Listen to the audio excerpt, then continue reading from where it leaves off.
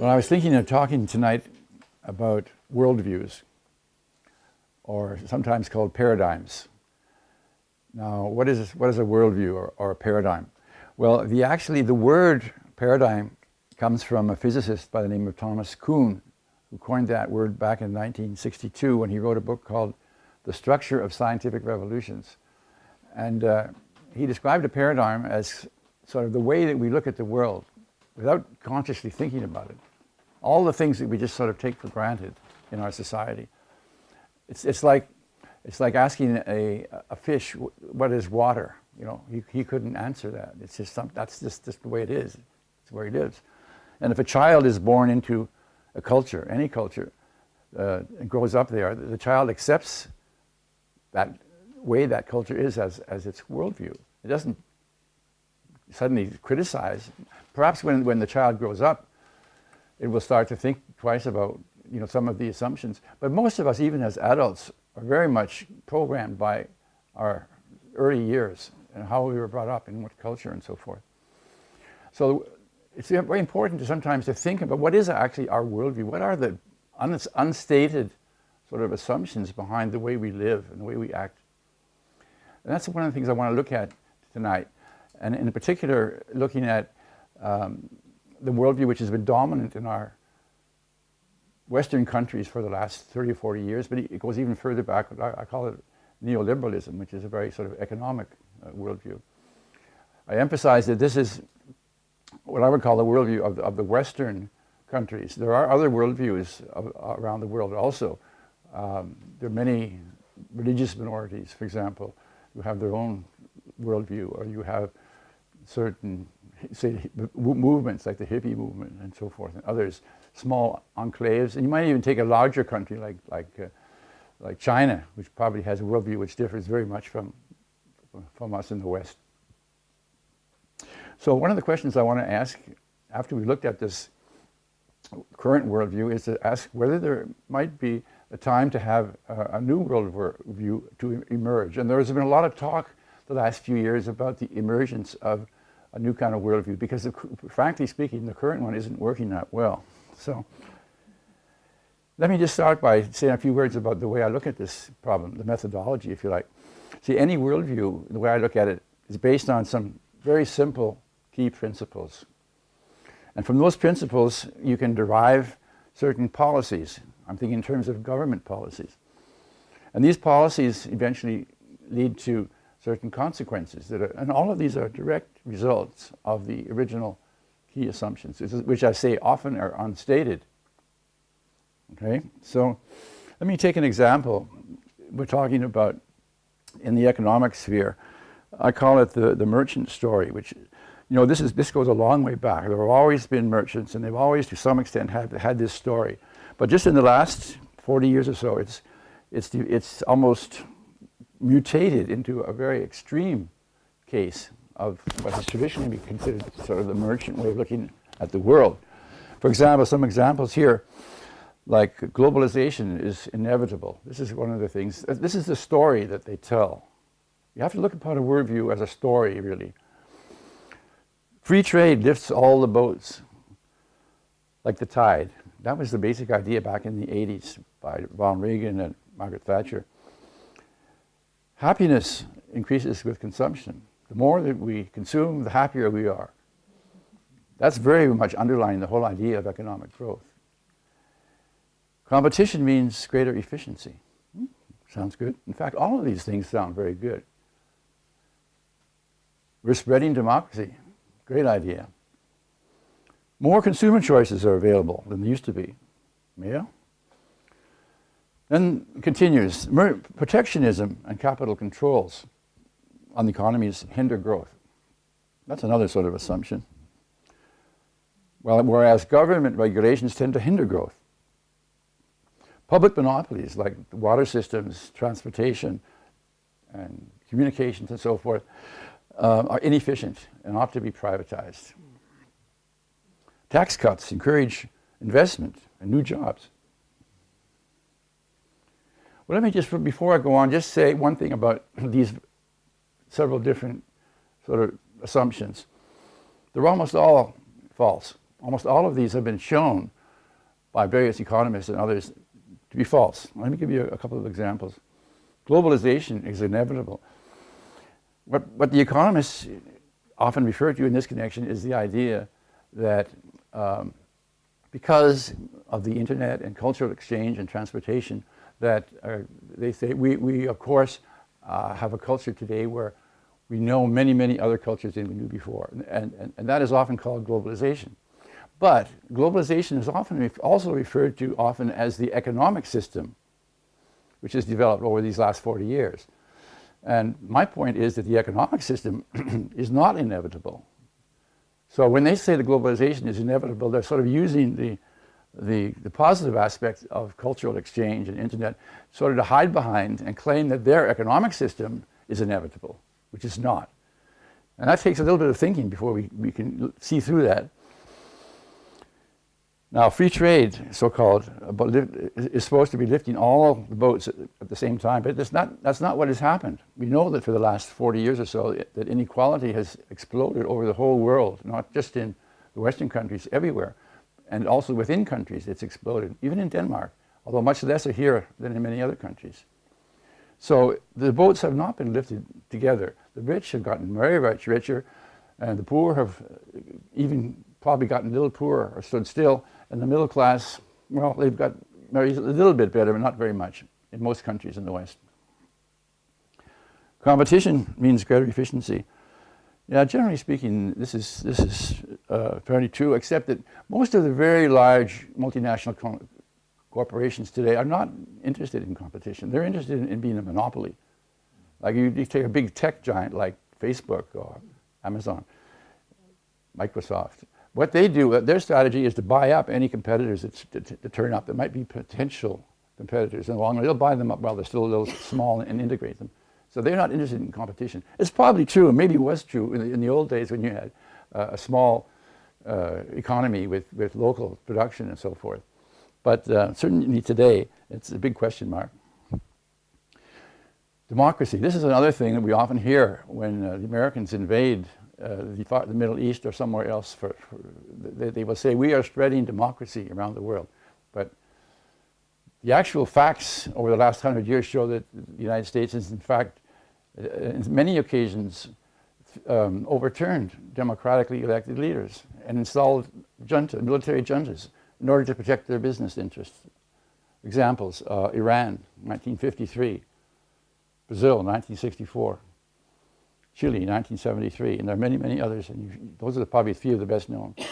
So to talk about spreading democracy is really very hypocritical. More consumer choices, of course, are available in the supermarkets, but then we have to also ask, what about the quality of these? And where are they coming from? Most of them are coming from maybe 1,000 to 2,000 kilometers away, with a lot of transportation involved. Protectionism. This is a word we often hear from neoliberals, that we have to protect ourselves against, we should protect ourselves against inefficient industries. And it has some merit also from an economic point of view. But what about other kinds of protectionism? For example, protecting your culture, protecting your local monopolies, as I call them, the water supply, the communications, and transportation networks that you have. Are these not also worth protecting from foreign control and foreign interest? They claim that this kind of protectionism hinders growth. But as a matter of fact, in the period from the Second World War to roughly 1980, around the world, most countries had a form of protectionism. In other words, there were kinds of tariffs put on a lot of products, much more than we have today. And we also had capital controls so that money could not just flow in and out of the country the way it can today, but you had certain controls so that the economy was better controlled than today. For example, anybody who was around here back in 1980 or so could remember that if you wanted to go on a vacation in 1980, you had to ask the National Bank for permission to buy foreign currency. And of course, if you had a good reason, and if you're a company, you got permission. But in principle, they could turn you down. Also, if someone outside wanted to make an investment in Denmark, they would have to get permission. Not today. Today, anyone can come in. Walmart, Amazon, Any company outside can come in as long as they can find a place in some community that will accept them. Public monopolies are inefficient, they claim. By now, we've had a number of interesting cases of privatization around the world, and I think the general conclusion has been that they normally are a disaster. One well-known example is British Rail, but there are many other good examples where you have, let's say, a transportation system which services outlying parts of the country, and as soon as it's privatized, of course, it can't pay to service the outlying areas, so the service is cut off. And what they do basically when they privatize is they reduce the service, they save on maintenance and save on security, they put the prices up, and they ended up making some money, a lot of money often. But are they more efficient? Well, the public monopoly could have done the same thing, but the point is that what we get out of privatization is a quite different kind of animal, and it's not more efficient in my opinion. Tax cuts are supposed to encourage investment, create jobs, but the actual facts show that when we give big tax cuts to the wealthy, they don't invest in the real economy at all. They invest in speculation, buying and selling existing assets.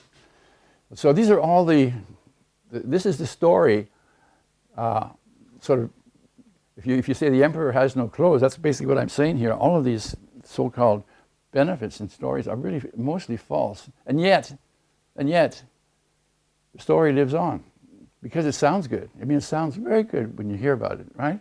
And you have all kinds of people promoting it and talking about it and repeating it. And whenever you read newspaper articles and so forth by business people or politicians, they always take their starting point in these assumptions. And that from there, they take the discussion.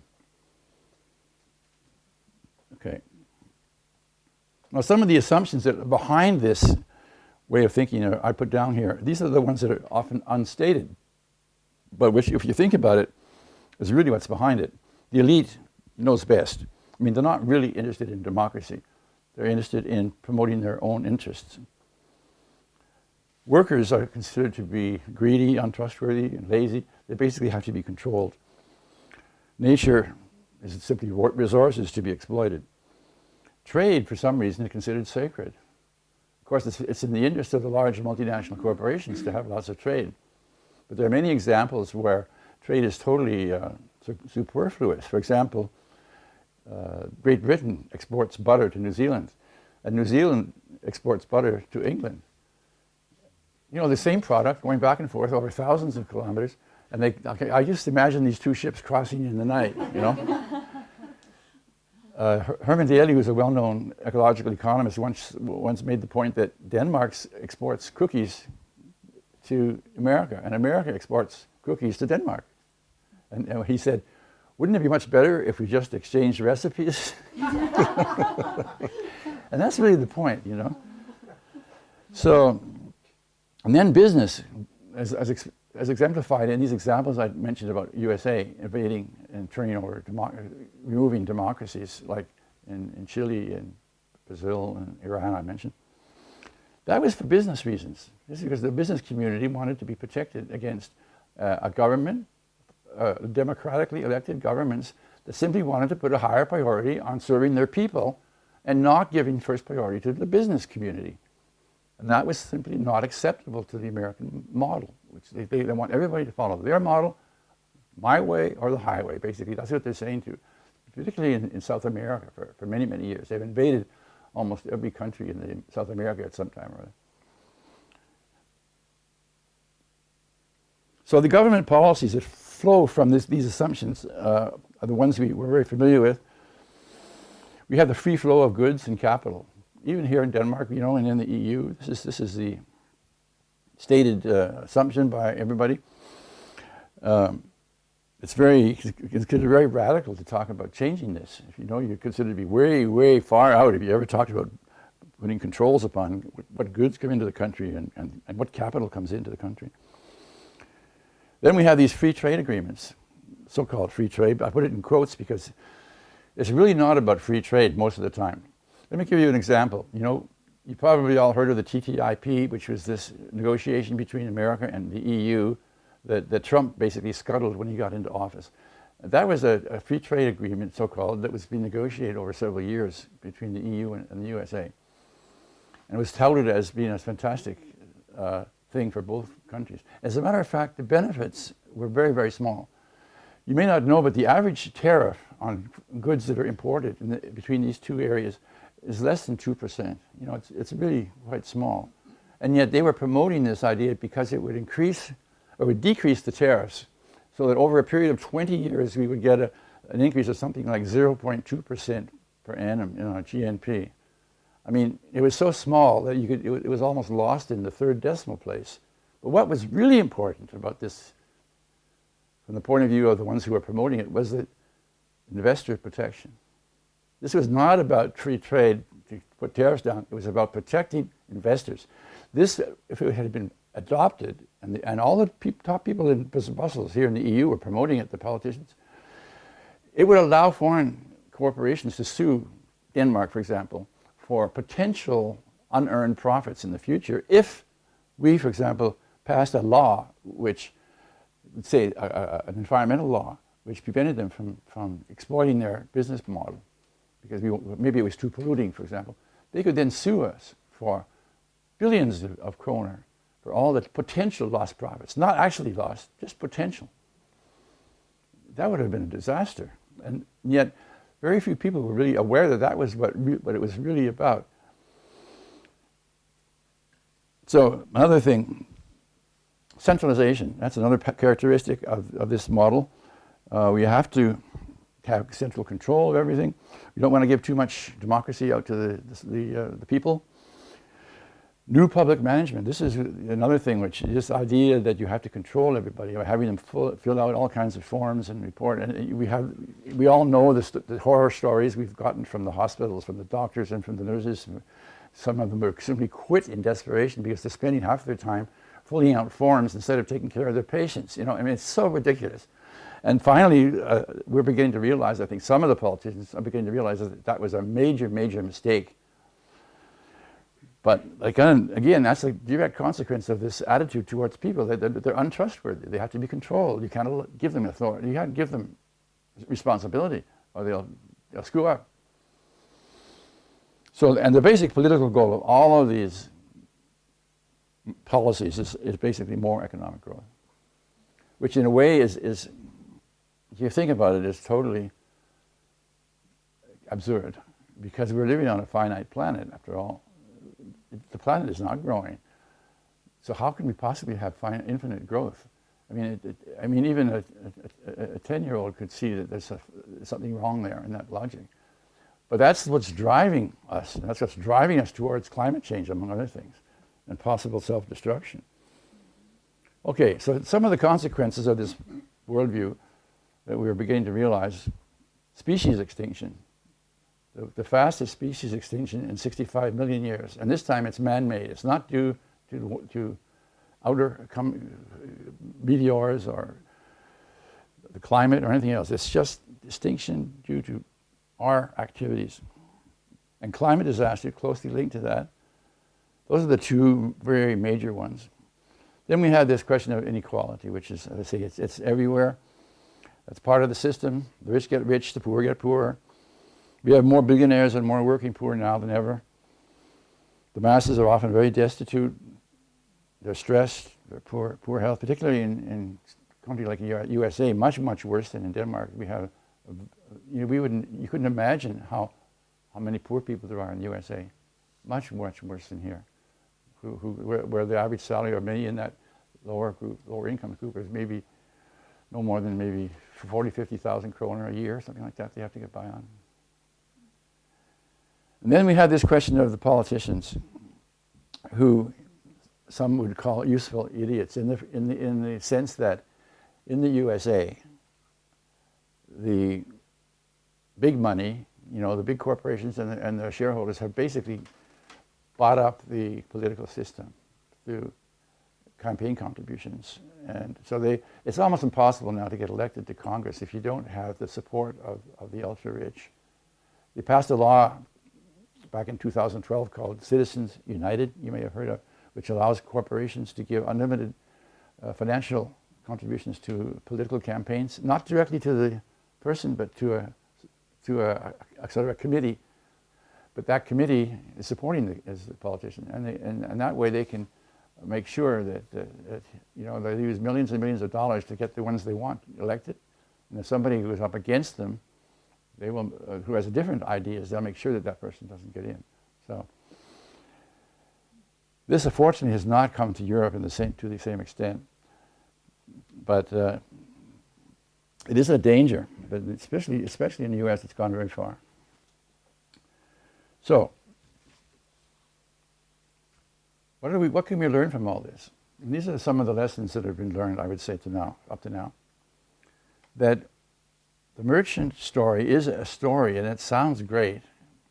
And when it's been out there long enough, we forget about all the unstated assumptions, and we accept it almost like a religion. Many people, even one of the leading economists in the world, Joseph Stiglitz, who you may have heard of, once made the statement that neoliberal economics is more of a religion than true economics, because it's based on what he would call abstract assumptions that are not true in the real world, but nevertheless it's built up on these kinds of assumptions, and because nobody wants to question them, it becomes a religion. A lot of university students who are studying economics, you probably have heard, not only here in Denmark but in many other countries, have objected to the fact that when you study economics at universities, you're basically only told with this one model, this one mainstream model that corresponds to the neoliberal worldview. There are many other alternative models out there, but they don't learn anything about them. They're brainwashed, basically. And some of the younger students are complaining that why don't we hear about some of these other ways of looking at the economy?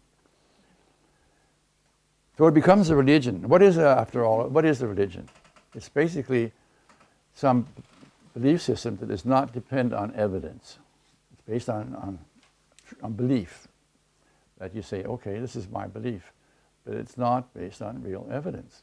And so in spite of the fact that we can show evidence that the basic assumptions behind the neoliberal worldview are false, almost every single one of them, nevertheless, it continues to dominate our way of thinking.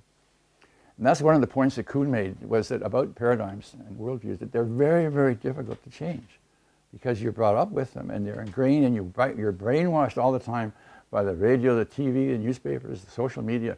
They're all more or less communicating within these underlying assumptions about what the world is like and what it's not like.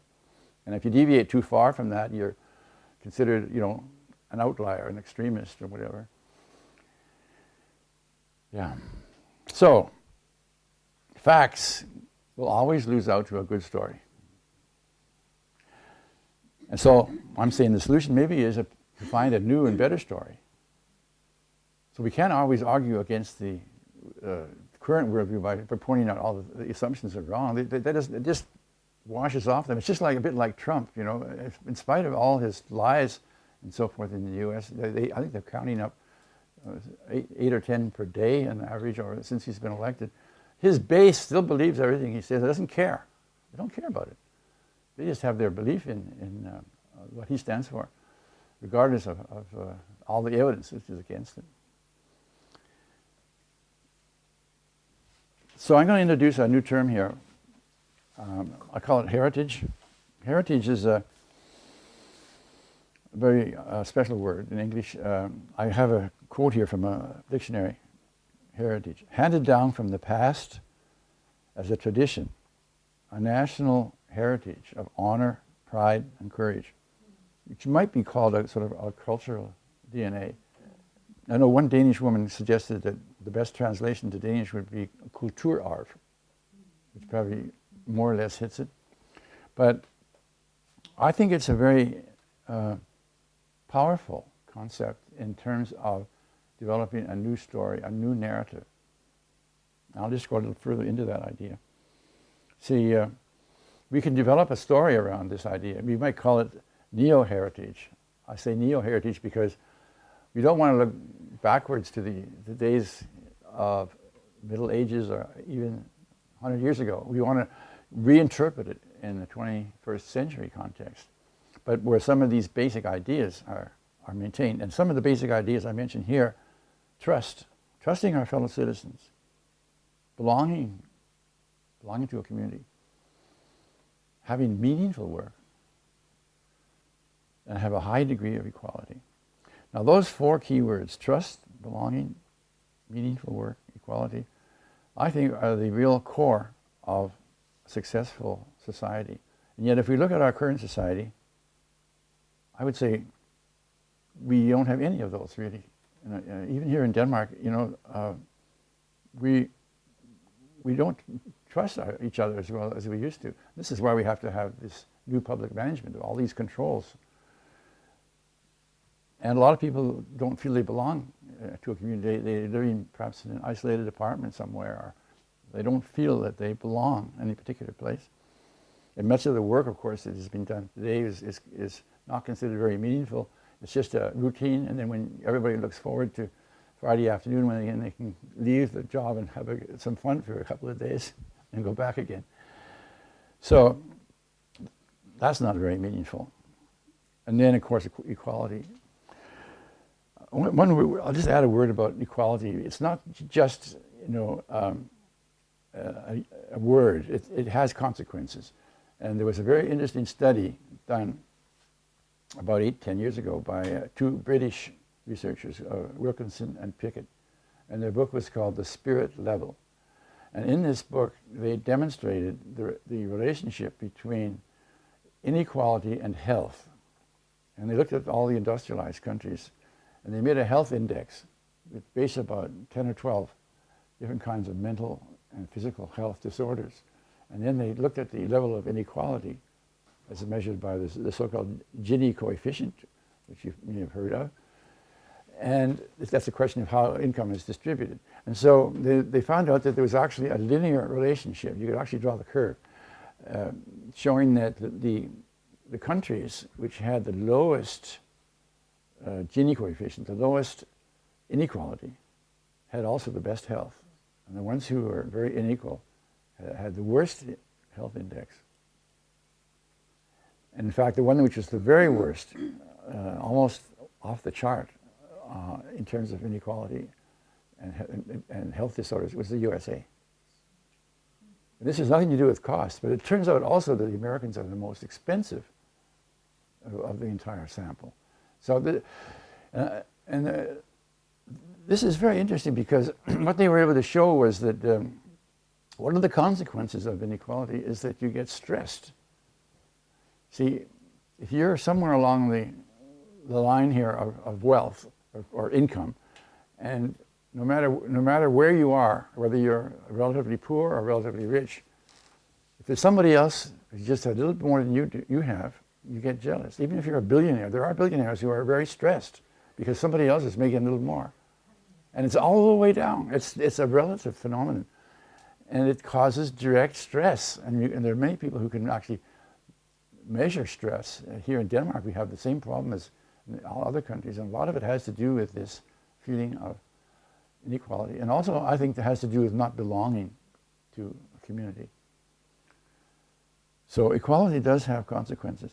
Small is beautiful is another aspect of this story because all of these things, in a way, if you think about it, go very, very far back and are part of our DNA. I mean, we emerged from a hunter-gatherer society many thousands of years ago, and we only survived as a species by cooperating together.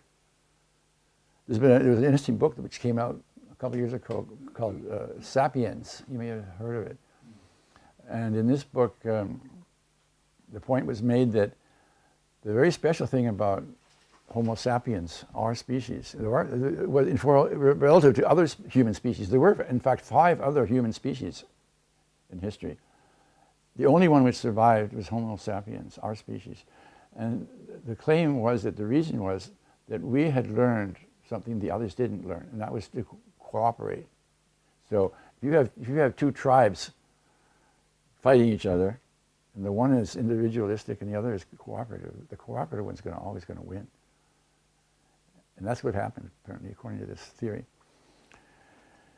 So there's this African saying I have here at the bottom, Alone we go faster, but together we go further. I think I really like that one. So let's look at this potential worldview from the point of view of my methodology. What are the principal assumptions behind it? Well, one for sure is that nature is sacred, not just resources to be exploited, but nature has a value in itself. It's much like the indigenous peoples of almost all countries, even though historically, certainly, even though they still have survived today, they have this is part of their worldview. Nature is sacred. Take the American Indians, for example. The land is not ours to give away. For example, they had to tell the Americans, colonists, it's not our land to give away. It's everybody's land. And another one is this idea, as opposed to the current paradigm, that humans are trustworthy. A lot of people might look at that and say, well, is that really true? Are people really true and honest? If you read the newspapers, you get the impression that they're not. But you have to remember here that what you read in the newspapers and you see on the TV are exceptions to the rule, because that's what makes them interesting. So a big scandal, somebody cheated on a tax or stole money from their company or whatever, makes the headline. But what about the other 99% of the people who didn't do that? They are not mentioned in the headlines at all. And so I would claim that for most ordinary people, they actually are quite trustworthy. And you trust your family, you trust your neighbors, the ones people you know. You don't go around cheating them normally. So this is actually, I think, a characteristic which has survived from our early culture. But it's kind of not accepted as being true these days. We don't think about it that way. We think about all the people who have, made the headlines by doing the opposite. Then there's this question about meaningful work. I claim again that true happiness, I think, is closely associated with having a job that you really enjoy. That's almost the best thing that can happen to you if your work is also your passion at the same time. Then you're certainly a happy person. It doesn't matter how much you earn or how much praise you get from others. If you're able to do something you really like to do, then you're happy. And belonging to a community at the same time, and then equal community, then that's the best of all possible worlds. In my opinion, yeah, I'd be glad to hear your comments on that later. By the way, all these ideas I'm putting out are really just kind of a brainstorm. There's some ideas which I'm throwing up. No one has yet suggested that this is the new story, but there are a lot of, and a new story is probably not something you can define, by the way. It's something that emerges, and maybe in another 100 years we will look back and say, well, it emerged in this way back at this time or something. But we can't just define it in advance. Finally, I mentioned this principle about economics as a subset of the ecological system. As I mentioned before, that we're living on a finite planet, and we cannot have infinite growth. We have to think of some kind of an economic system which accepts limits, and we have to work within those limits if we're going to have a stable future. This is what Herman Daly calls a steady state economy. Just like the nature is in a steady state. You take the rainforest, for example. It doesn't get bigger and bigger. Some trees live, some die, but overall it's pretty much the same. It's a stable ecological entity. And a fantastic varied one also at the same time. So ecological economics, where we take our starting point in the idea of the economy as being subject to the ecological restraints, is very important for this worldview. So what are the policies that might emerge from this government policies? Well, one is the idea of protectionism. Forget the neoliberals' problem about saying protectionism is so negative. But we want to protect our heritage, our environment, our culture, our communities. So I'm all in favor, for example, of the French wanting to protect their film industry. Fine. It's a big thing in France. It's a big thing in Denmark. You want to keep your culture as it is. You don't want to become totally Americanized or influenced by Germany or some other country. Every nation, in the sense of a cultural entity, wants to maintain their culture, their language. And that should be protected. The next one is an economic one, which is the sovereign control of goods and capital. Now, I mentioned earlier that one of the big assumptions about the current economic system is we do not have these kinds of controls, with the result that we're like a cork floating on the ocean. In Denmark, for example, we have very little control over what's going on in our economy. We have ceded sovereignty really to foreign economic interests. They're the ones who decide what goods we're going to have in our supermarkets, what films we're going to see, what cultural possibilities we have, and so forth. It's all coming from the influence coming from the outside, and very little coming from inside.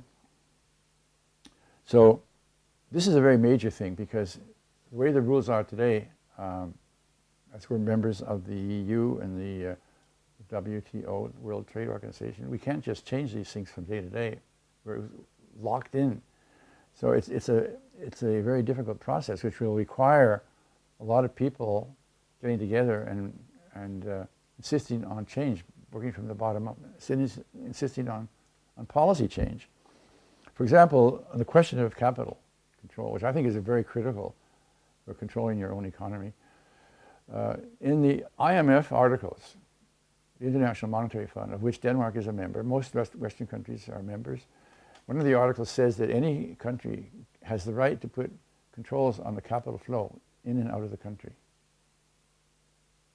Okay, they have the right, but the EU has insisted that its members must waive this right in order to be a member. That was one of the conditions of entering the EU. Not only within the EU, which has a common market, it makes some sense here, but also for countries outside the EU. Denmark also has to accept that we cannot put capital controls on, for example, USA or China or other non-EU entities. And that, in my opinion, is totally absurd. There's no reason for that. I can understand it within the EU because we have a common trade zone. And controlling goods is even more difficult than capital, because it requires a challenge to the whole idea of the WTO, international trade. But I'll come back to that in a while. So ecological economics, which I did mention before, basically the idea of ecological economics is we have a circular economy rather than a linear economy. The linear economy is based on extraction. You take the minerals out of the land and you produce some goods, and then you have some waste which you throw away. And in the circular economy, you have no waste. All the products that are coming out of the waste, so-called waste or byproducts of your production, are recirculated, given back, and be treated as resources. An interesting example of this, which is actually worldwide known, and I visited them in fact last month, is in Kalundborg, the so-called Symbiose project. There they have about 6 major companies, including some very big ones like Novo Nordisk is one of them. Equinor, the early Statoil is one of them. They're very big companies. And they have made a principle there of recirculating their waste, so that the one company's waste is the other company's resource. And it's a fantastic example. Been written about in many international magazines, but a lot of Danes have probably never heard of it. It's a very interesting experiment. So, circular economy. So continuing on government policies, there are a few others here. In this kind of a worldview, as opposed to the neoliberal current system, we would prioritize more localization, decentralization, the idea of giving more power to the people, to the local communities, and have less centralized in the financial and political center. The next one is an interesting one too. I call it a Teal Organization. Teal is probably a word that most of you haven't heard before. I didn't hear about it myself until a year or two ago. But it is a form of organization which has been described in a book called Reinventing Organization by Frederic Leleu, Belgian. And the basic principle in the so-called Teal Organization is that it's the exact opposite of hierarchical organization. You know, today we have the CEO, and you have middle management, and you have, you know, several layers of people in any big organization. But in the Teal Organization, the actual most important decisions are delegated to the lowest level, where you have worker groups, people who are really close to the market. They're in touch with the buyers of their product. They're in touch with the suppliers. And so they're the ones who are delegated the responsibility of developing a strategy, which is in the interests of the company. Now, the first time you hear it, it sounds kind of ridiculous. You know, you say, "Wow, these people, they don't know enough about management techniques, and they're not maybe educated as engineers and so on." But the matter of fact, it's often those guys at the bottom and those women who know mostly what's going on with that company and in the real world. And what they have found, he gives 12 examples of different companies, some public, some private, different countries, different sizes, some quite large.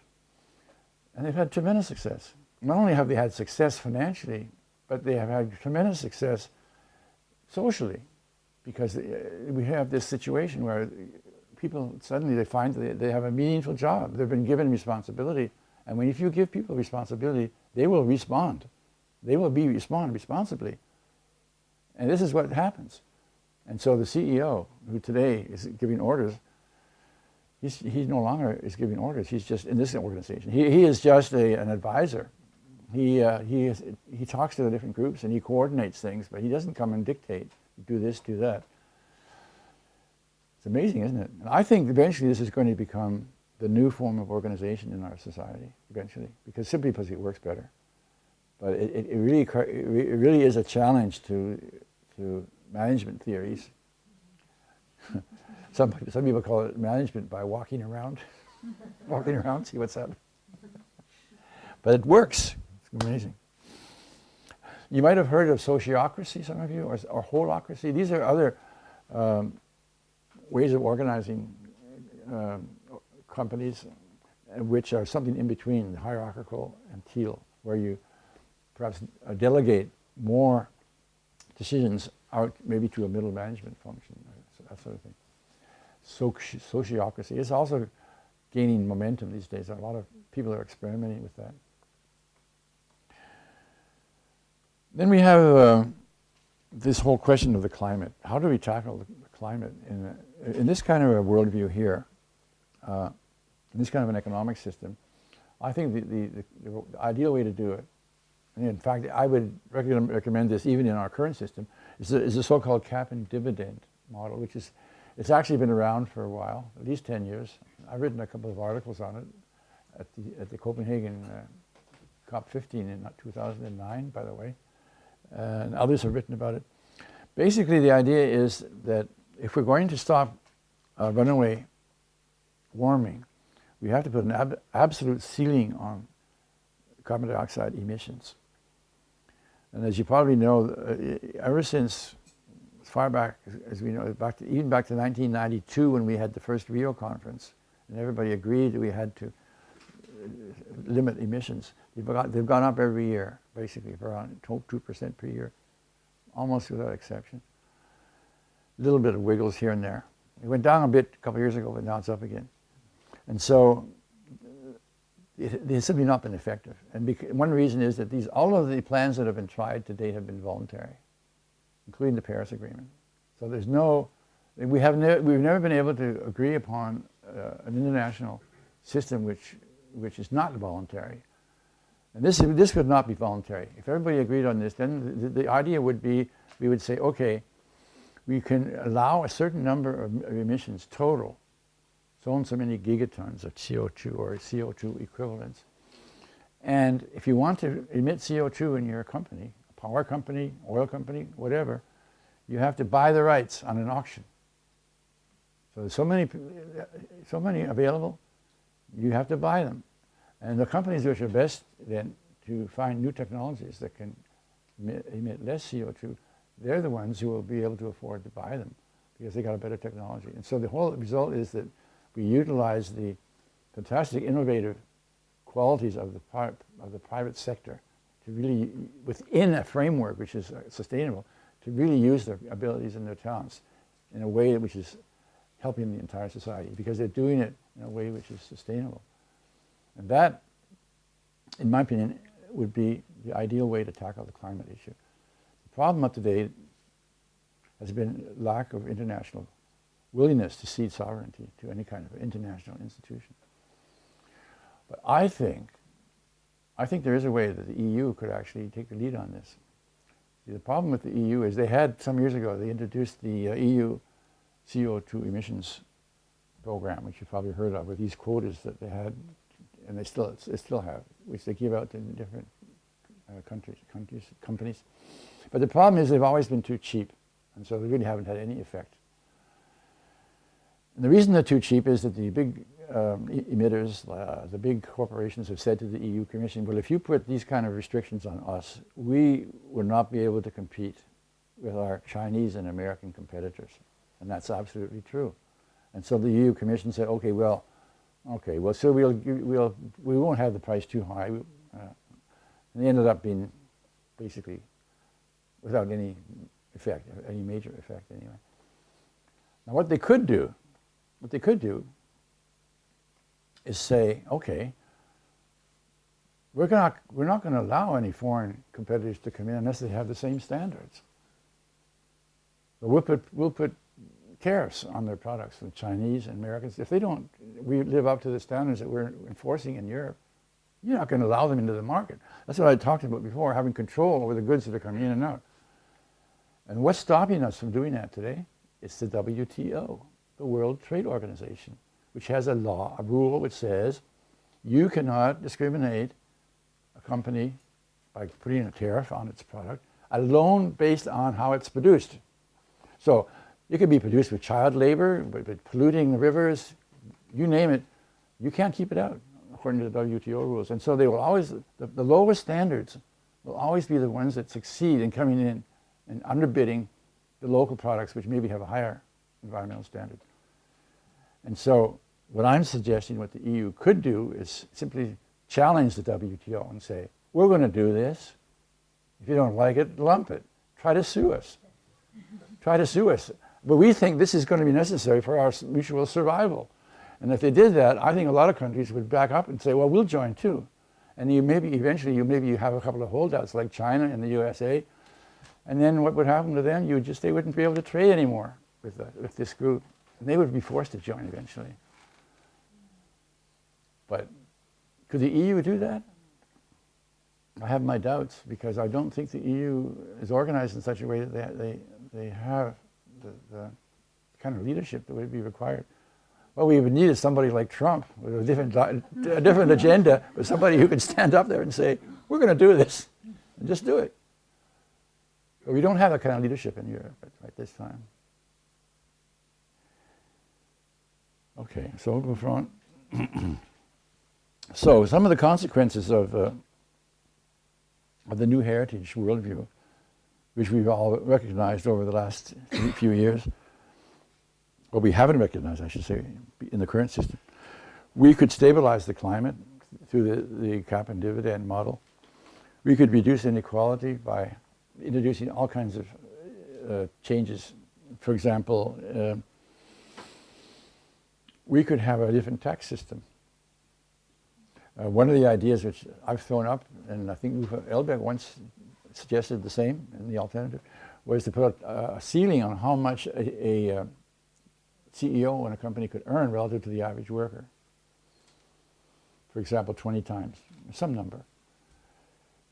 Back around 1950 in the United States, the average difference between a chief executive and an average worker in the large companies, like the the Standard & Poor 500, for example, then it was about 40 to 1. In 2005 or so, it was up to 350 to 1. And today it's fallen back a little bit, but it's still over 300. In Europe, we had a similar development, but at a much lower level. But even in Europe, I think today we're probably up to something like 40, 50 to 1. So what if you had a law which said you can't earn more than, say, 20 times the average. So if a chief executive, if his board and the shareholders want to pay him more than that, fine, but it's going to be taxed at 100%. And that, on the other hand, we could say to the chief executive, okay, you can have some influence on how this extra money is going to be used. So here are a list of government-approved projects which you can support, if you like, with that extra money that you're being taxed on at 100%.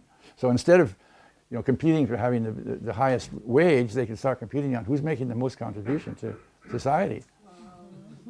It used to be like that. Back in the United States in the late 1800s, you had to have a social charter. Any company had a social charter. And if you didn't live up to your local social responsibility, you could be shut down.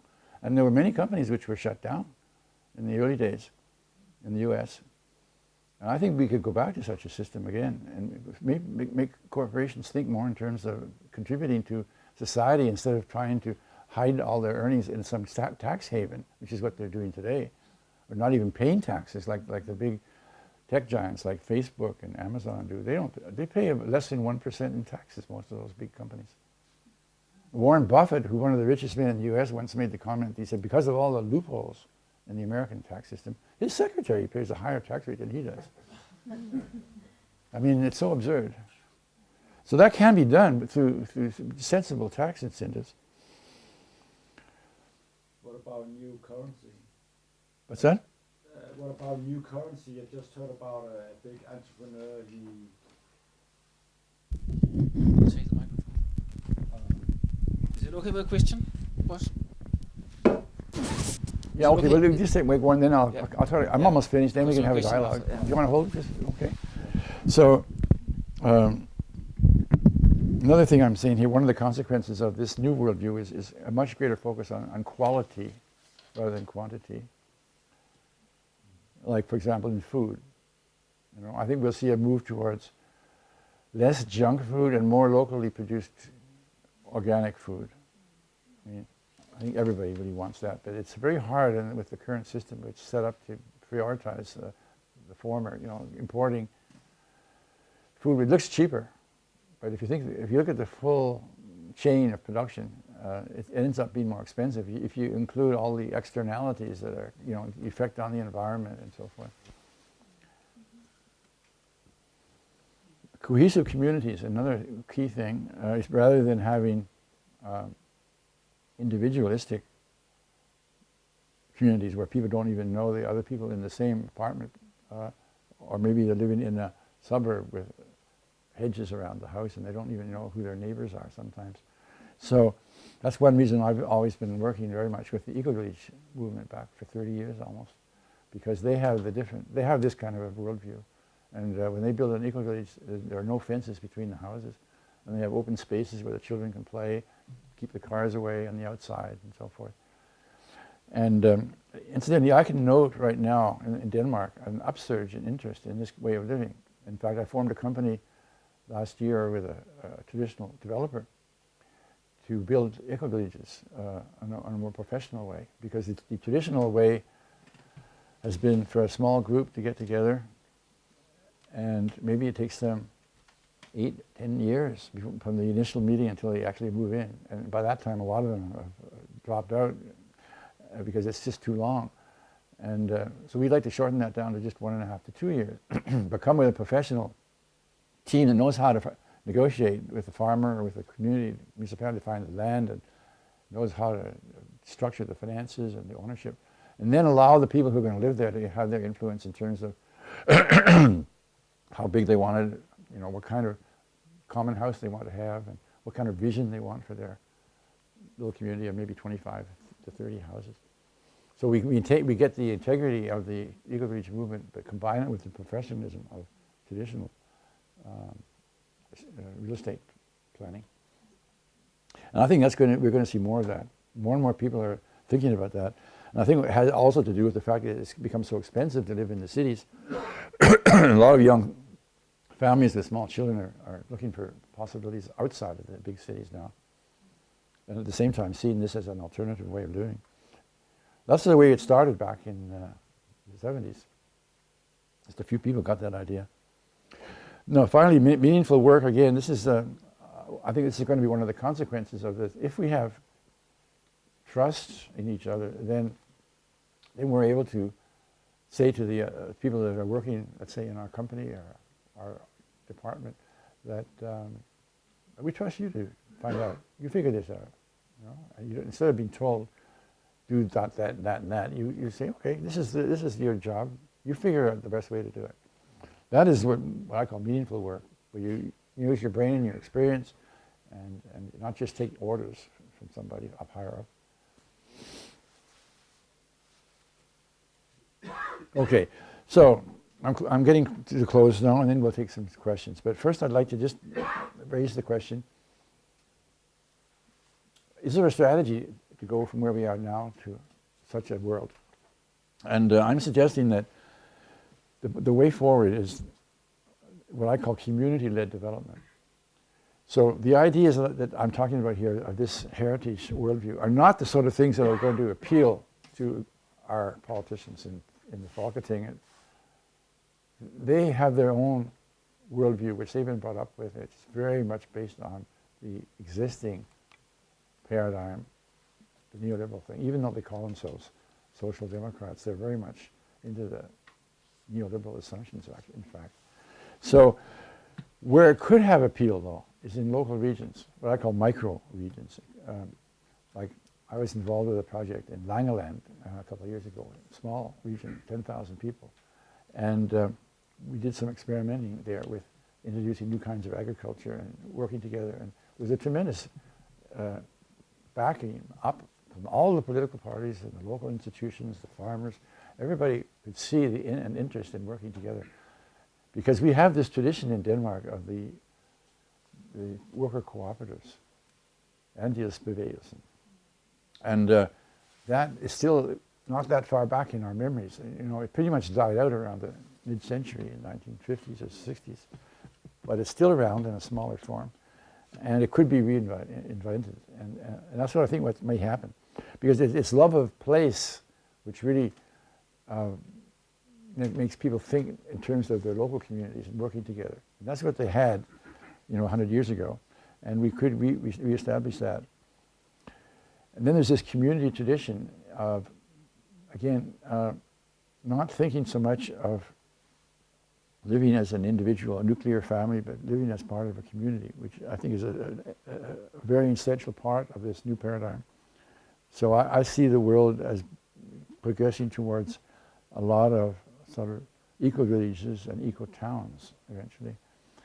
And even in the big cities, I think there's going to be room for inner city eco-villages with some food production and more cooperation, because I think among other things, the age of self-driving electrical cars is coming. Maybe in 10, 15 years from now, if we have those in Copenhagen, we have a lot of taxis driving around that you can call up on your smartphone. We could probably reduce the number of cars in Copenhagen by 80%. And that would free up a lot of space for other things, like living in communities within the big city of this kind. I think that's going to happen. Then there's local food.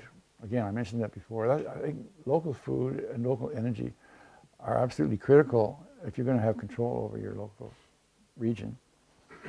And so what we have to do is make some analyses as to what is the flow of food, what is the energy and money in and out, and stop some of the leakages. Because what happens today is most of the communities outside of the major centers, they are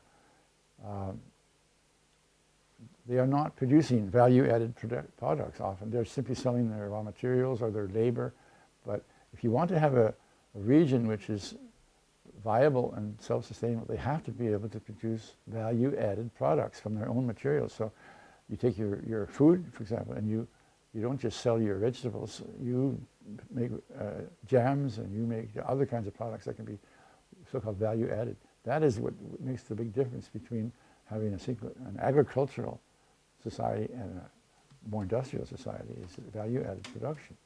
And that's been taken away from a lot of the local regions in Denmark over the last 50 years, and all been centralized in the major cities. So economic self-sufficiency is another characteristic of this idea, and it means that you're less dependent on outsiders. And this can be very important for another reason too, and this is related to the climate crisis, because as the climate gets worse, and all the indications are it's going to get worse and worse, we are going to be in a situation where we could very well begin to have very serious disruptions in our society. For example, I already had a few examples of so-called brownouts where the electrical systems broke down. This happened both in the northeast United States. It happened here in Scandinavia a few years back. But suddenly there's no power. Or maybe the breakdown in a war maybe somewhere, or who knows, could cut out the food chain, you know, because a lot of the food we get is imported. Suddenly we might find that we don't have food in the supermarkets. What do you do? So anybody who's depending on local food production is going to be in a good position, a more so-called resilient position, in a case of disruptions of that type. So that's another good argument for supporting this kind of regional development. I'm actually working right now on a project which Gaia Trust is supporting in the Øresund region. We call it the Øresund Project, where we're working with people in Malmö and Copenhagen, including grassroots people, including universities, including municipalities and other organizations, students, and so forth, green students. There's a lot of interest. And if we can develop some good best practices and ideas that can be then exported or told to other areas, both in Denmark and outside, then that will help this whole movement along. So people can get an idea of what they can do in their local area. So finally, I'm just going to round off by a little personal note, referring to what I call the 4 waves of my own personal sort of journey over the last many years. The first wave, in my way of thinking, was back in 1970. And these waves, by the way, they're based on the 4 dimensions of Gaia education, where you have the social, the ecological, the economic, and the spiritual, or worldview, we also call the 4th dimension. So back in 1970, my wife and I were one of the first that formed a co-housing, or bofællesskab in Danish, a co-housing, where the families had their own private homes, but also had a common house and had a design which meant we had open spaces for the kids to play. We had peripheral parking for the cars. Things that have become much more standard today. They started around 1970. So we the two of us, we lived there for about almost 20 years. And then we got to the point where, this is a social movement, by the way. The co-housing was strictly social. There was no environmental aspect in 1970. Nobody thought about the environment. We were just roughly starting. But in 1990, it had become much more broadly recognized that there were environmental problems that we had to look at. And so people were thinking more in terms of ecology and producing your own food and maybe living in the countryside. So we moved away from our co-housing to a farm in the Western Jutland and tried to form one of the first eco-villages. And then we invited others from around the world to come and brainstorm with us to think about how we could take this concept and make it global. And so eventually that led to the Global Eco-Village Network being established 4 years later. And today it's all over most of the world, these connections between these small communities, exchanging best practices and ideas, and they have a tremendous website now. So anybody who's interested in this could quickly find somebody close by they can talk to if they want to learn from others' experiences. And so this movement now has been going on for close to 30 years, and so I'm thinking now we're getting to the 3rd wave. That was the 2nd wave, which is the social plus the ecological. And now we're getting into the 3rd wave, which is social, ecological, and economical, the economy. And that points directly to what I call this regional development, this idea that we expand the concept now to our local regions, micro-regions. They can both be far away from the center, or they can be maybe outside of the major centers, but there where people focus on the place where they actually live, and the place where they have this love of place. They want to make their particular area more fun to live and more sustainable, more resilient. And so this is what we're going to see, I think, happening in the next many years. And at some point, I don't know when, I hope we will have a fourth wave. It'll probably be after my time, maybe another 30, 40 years, that we will see the spiritual dimension become more common. I think that's going to happen eventually. I call it conscious evolution, where we combine the social, ecological, economic with the spiritual dimension. And so I'd like to round off there. I know that before we spoke, Jakob asked if I would say a few words about my own sort of spiritual inspiration. Do you want me to say a couple of words about that? See, I have, for many years, considered the spiritual dimension as very fundamental to my worldview, if you like. For many years, I was a very traditional businessman, working as a consultant, and a management consultant, and economics, and finance, and that sort of thing. But around the early 1980s, I had a very powerful experience in India, a kind of an awakening, you might call it. And a lot of people have had these experiences, I found out since then. Probably many of you here, in different ways. It's always different for every individual. But in my particular case, it was at an ashram with a Siddha yogi master who was called Swami Mutananda. You may have heard of the name, but he died shortly after I was there in 1982. But the result of that experience was that I felt that I understood that there was another dimension, a spiritual dimension, which was part of should be part of my worldview, because I understood that now that I had to integrate that somehow into my way of living. And for me, it was kind of difficult in one way, in that I was mostly working in the area of very sort of hard economics and finance. It's not the sort of thing you normally associate with spirituality. But nevertheless, I did, and that resulted in me forming Gaia Trust a few years later, which is a charitable entity which would support sustainability projects, including like the Eco-Village Network and Gaia Education that came later. And I used my financial experience and know-how to build up the necessary capital within this Gaia Trust in order that they could have the funds that were necessary to support those projects. So that was my way of integrating. And I think everybody who has this spiritual insight and understands that we are spiritual creatures who are here, I think we're just here for a certain period, and then we're going to be gone and we're going to come back again. So reincarnation, if you like, I believe that's a very fundamental part of my worldview. And I think one of the reasons why we have so many difficulties around the world is that too few people have that worldview, and they say, oh, we only live once, let's make the most out of it, and they'll cheat and they'll do everything they can just to have success.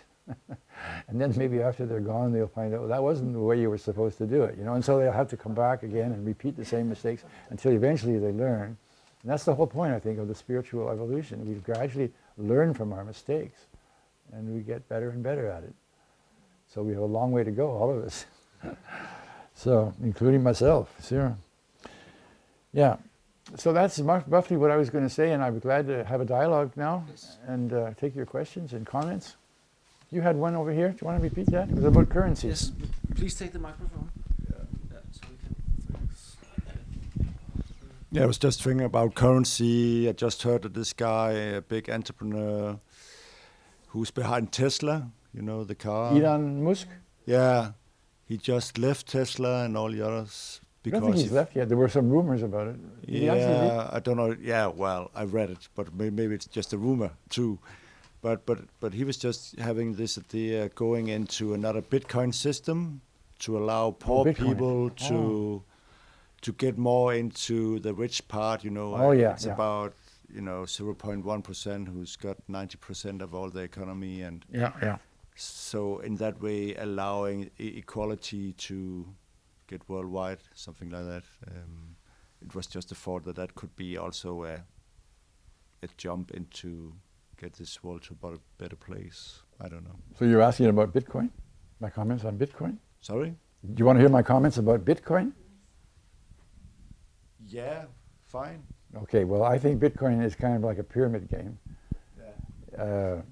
It's a gimmick, and it's going to maybe attract a lot of people because it's one way of doing money laundering and criminal activities and hiding behind this system. The good thing about Bitcoin, if there is any, is the technology behind it, which is called blockchain. And blockchain is much more general than just Bitcoin. It can be used in many situations and is actually ideal for the kind of culture I'm talking about here, which is decentralized. So it could be used in a way of communicating between different eco-villages, for example, communicating. The nice thing about blockchain is you can have secure money transfers, among other things, and information transfers. So it's very, very difficult, if not impossible, to get hacked. And it's a very high level of security. So that may be the best thing about that Bitcoin has contributed to our society, because I think blockchain is going to become a very, very important technology in the future. Yeah? Other comments?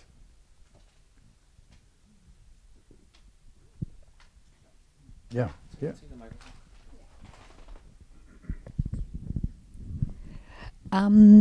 I'm just thinking about, so this new narrative, so how can it be spread in the most efficient way?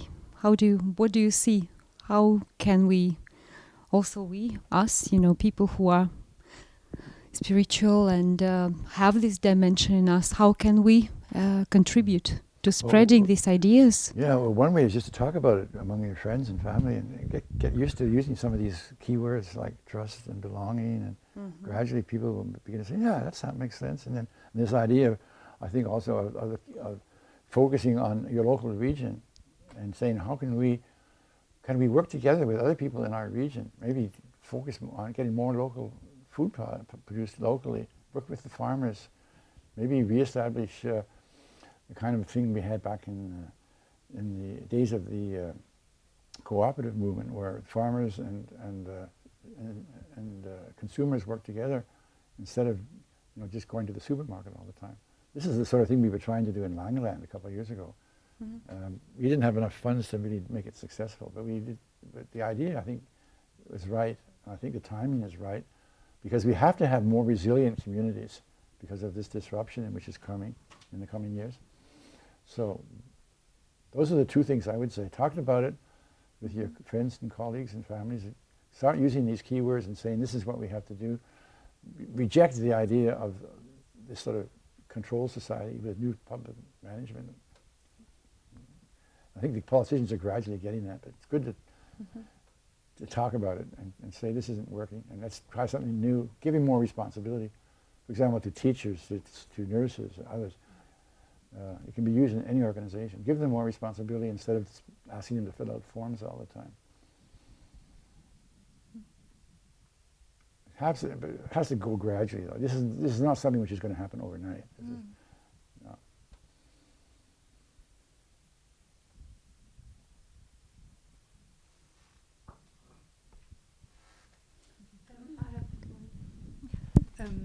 Do you think the Teal Organization system you talked about could be applied in the EU, for example?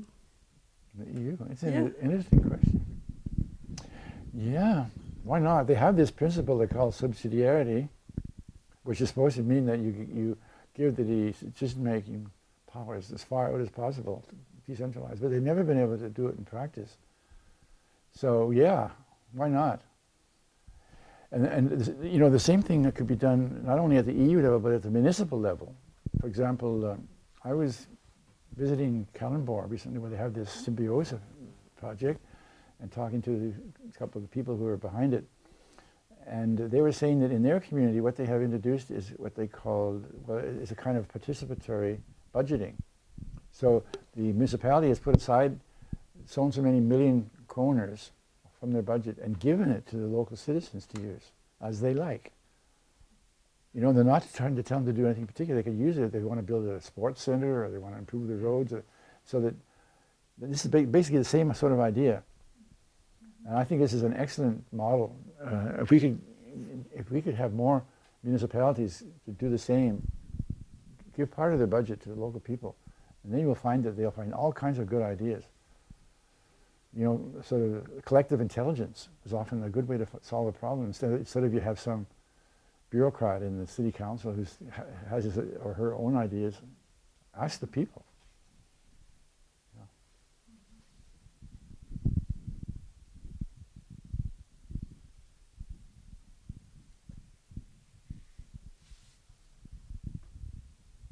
Time for two more questions. Go ahead. I'm just thinking about You get the microphone. how divided politics are right now, with the left wing and a right wing, and it's like a big conflict all the time. But I can sort of see that your idea about having these local production things could actually help people get together and meet, because the right wing is very much about protection. I have mine stuff, and in a way protecting the smaller community, not wanting something from the outside. But in this case, it could be a very positive way to do it. But I don't know how we could implement it actually. Well, I think one of the ways is to exploit the fact that if you look at local politics in a region, it's often very different from national politics. Yeah. And my experience on Langeland was that all the political parties, without exception, were backing up this idea of having a local focus, getting the farmers and the consumers to work together, and the educational institutions all working together. Yeah. Once you go local, you don't have to worry so much about national politics. But if you go to Christiansborg, then it becomes very, very difficult, because they have their fast mindsets and they're always thinking about their personal careers. And they're not really interested in radical change. They're interested in continuing the status quo mostly, and they're making small micro adjustments here and there. Yeah. So I think the real impetus for change is not going to come from the top down. No. It's going to come from citizens putting pressure on them. Take, for example, the Green students, and these even high school students making this tremendous demonstration here recently, over the whole world. All these teenagers who are, they're beginning to realize that they're the ones who are going to have to clean up this mess that we've created, and they're insisting now for the politicians to take some action. That's the sort of thing that can create real change. What they have to do now is to go from a protest movement becoming a policy advocacy, and saying you have to make concrete changes. This is the problem with the Occupy movement. Was they did the same thing back in 2011. They had this one really big, good argument about inequality, and they demonstrated how bad it had become. But they had no follow-up in terms of policy changes, and that's what we have to do to create a movement which can draw upon these feelings among the young people in particular, and help them to make that into a policy advocacy, and get the politicians then in Christiansborg and elsewhere to listen. Because they're not going to do it without that pressure coming up from below. And it's the same with the regional development idea. If you have a number of regions in Denmark which, let's say over the next 5 to 10 years, show that they can make very sustainable local communities where everybody's happy and they're working together and they're thriving, that's not going to be unnoticed. And that will result eventually in pressure coming from below on the politicians to say, we have to do something to encourage this kind of movement. Instead of, right now, we do everything we can for the opposite. We centralize too much stuff. So that's the way it could happen. Pressure from below.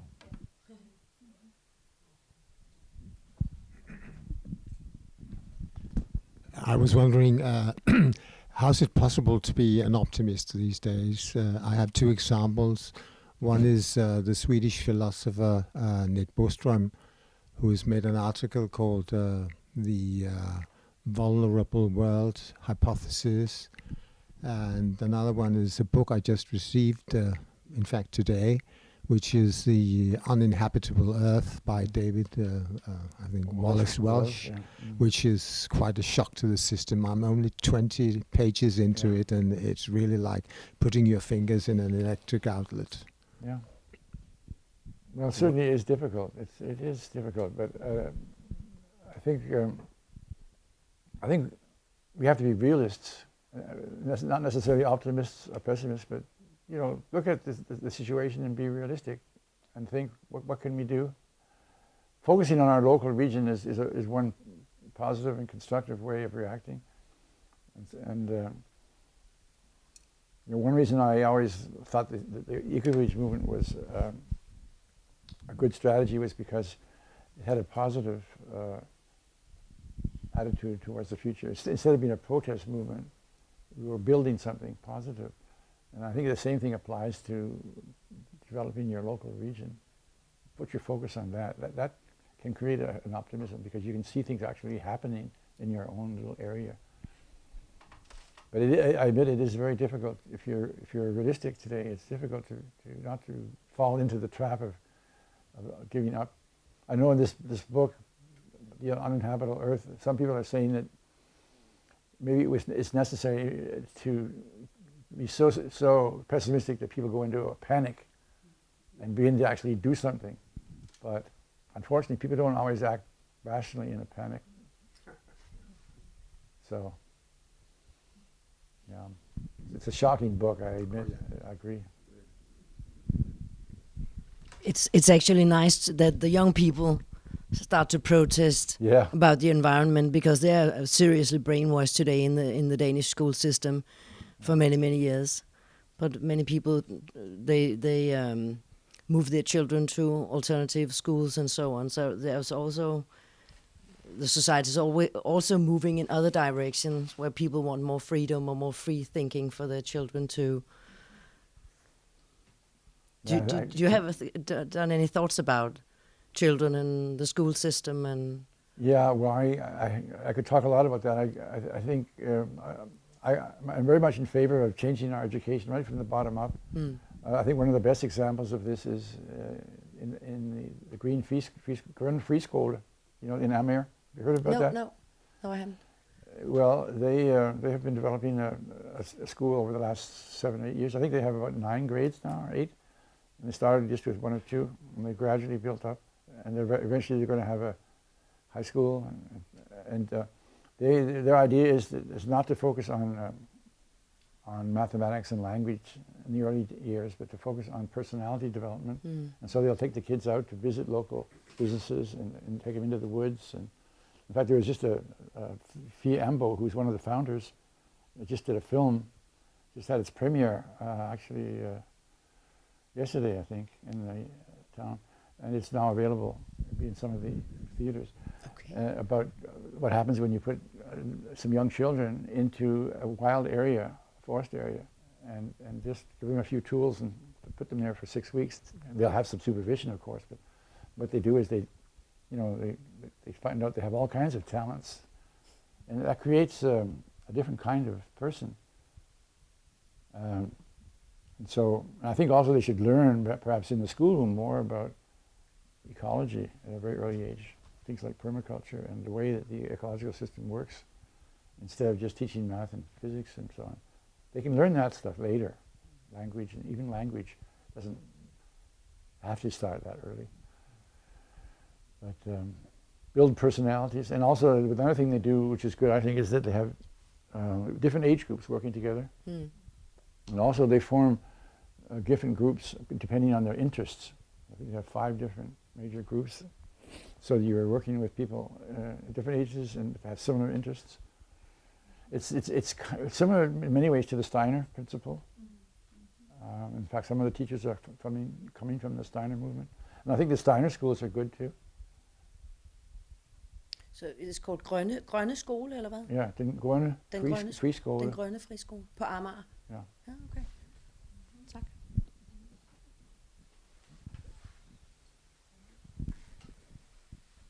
One last question. Yeah.